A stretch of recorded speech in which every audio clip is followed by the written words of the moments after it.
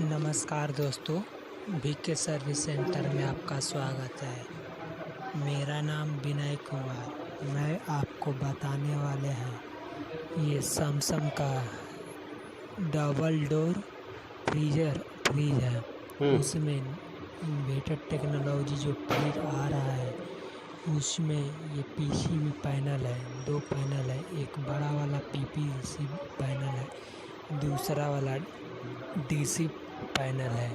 इसमें हम आपको बताने वाले हैं कि जो छोटा वाला डीसी पैनल है उसमें लाइट लुक झुक करता रहता है, तो उसे हमें पता लगता है कि अभी कंप्रेसर का सप्लाई नहीं दिया है।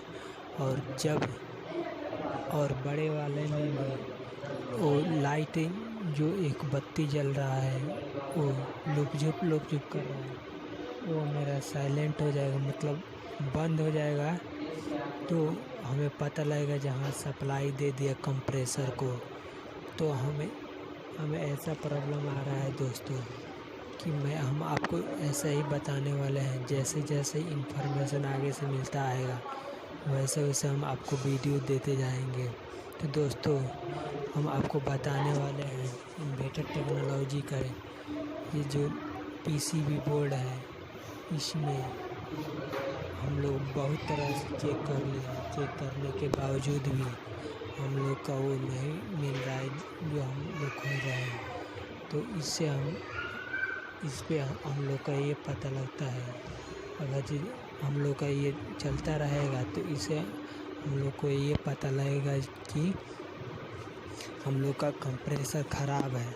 और जब हम लोग का कंप्रेसर सही रहेगा और पीसीबी भी सही रहेगा, पीसीबी बोर्ड पैनल, तो हम लोग का कंप्रेसर जब चल जाएगा तो जो इंडिकेटर जल रहा है जले हुए भी डीसी जो पैनल है उसमें छोटे वाला वो इंडिकेटर जले हुए भी उसमें ऐसा होगा कि एकदम इंडिकेटर जले हुए रहेगा, एकदम एक बराबर इंडिकेटर जलेगा, लुक झुक नहीं करेगा। तो दोस्तों, इसी तरह हम लोग को पीसीबी बोर्ड में पैनल लगा कर देखे हैं, क्योंकि उसका गैस चार्जिंग किए थे हम लोग।